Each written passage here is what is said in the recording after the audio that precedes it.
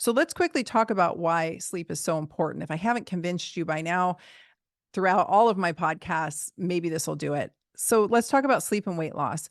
We overeat when we're sleep deprived. That's just a given. Individuals who increase their sleep duration were able to reduce their caloric intake on one study by an average of 270 calories a day. Now, that doesn't seem like a lot of calories.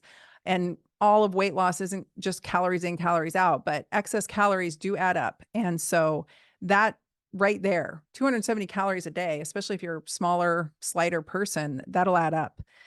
There's another study provided evidence that insufficient sleep enhances the hedonic stimulus process in the brain. This is the stimulus process that GLP-1 agonists, peptides like GLP-1 agonists that I've talked at length about, they actually suppress the hedonic urge. Well, sleep deprivation enhances. So if you don't get enough sleep, you are going to have a stronger hedonic urge. And that's for everything. That's whether that's food, alcohol, anything habitual, sex, whatever. You're going to have a stronger hedonic urge that you're not going to be able to control as well if you're sleep deprived.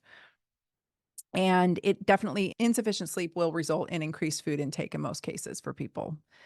Researchers have also found that when dieters cut back on their sleep over a 2-week period, the amount of weight they lost from fat, from the actual fat stores, dropped by 55%. So if you are someone, I'm getting a lot of messages because I'm right in the middle of launching my Ozempic Done Right University, which is a big deep dive program into how to do these peptides right.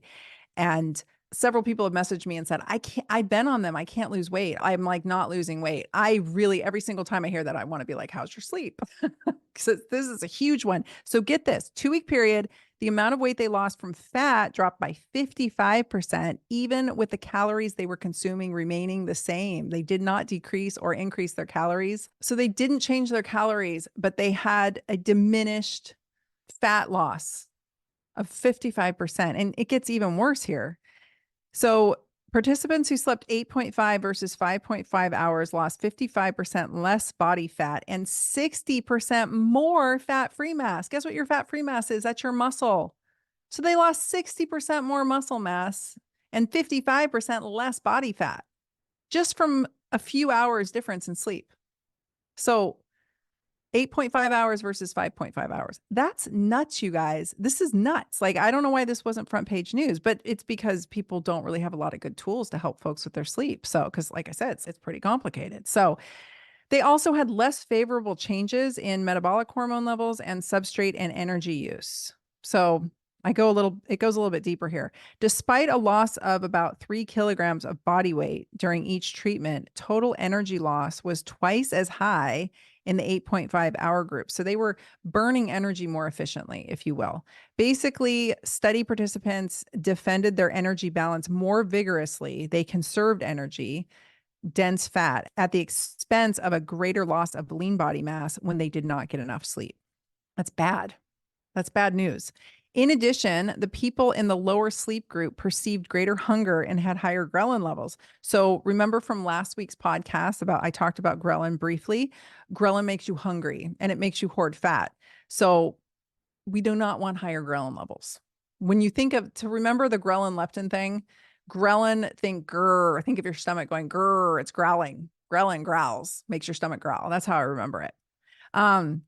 Given that higher ghrelin concentration may facilitate the retention of fat and increased hunger, it could compromise adherence to a caloric restriction.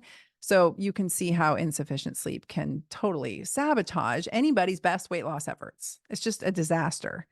Another study took this one step further, and they found that among 245 women enrolled in a 6-month weight loss program, so not a huge amount of subjects, but better subjective sleep quality increased the likelihood of successful weight loss by 33%. That's big, as did sleeping more than 7 hours a night. So what's the magic amount of sleep? I usually tell people it's between 6 and 8 hours. And the cool thing about this Aura ring is you might be in bed for 7.5, 8 hours and you think you were sleeping, and it'll tell you that you might have been awake for several bouts of time. And so it gives you your total sleep hours versus what you were in bed for. Another study investigated whether favorable change in sleep duration over 6 years, they did a 6-year follow-up, could affect objective indicators of adiposity in adults. That's adiposity is fatness. They looked at sleep duration. They compared folks who slept less than 6 hours a night compared to people who slept 7 to 8 hours a night over 6 years. And what they saw was that shifting sleep duration from a shorter to a healthier, longer amount of time is associated with an attenuated gain in fat mass, meaning it stopped or slowed fat gain of about 5 pounds. So 6 years, 5 pounds, that's a pound a year. You keep on that trajectory, that's going to add up, right? This is why I'm such a proponent of getting those first 5 to 10 pounds off as quickly as possible and not letting it add up and not waiting until people are 20, 30, 40 pounds overweight before we intervene, right? But getting just a few hours more sleep a night might be the ticket. And I will tell you for myself personally, I definitely gain weight when I'm not getting good sleep. It happens like that. Immediately I get belly fat. Immediately I get fluffier around my midsection. My waist circumference increases usually about a half inch within weeks of my sleep being disrupted, whether it's from stress or hormones or sickness or whatever.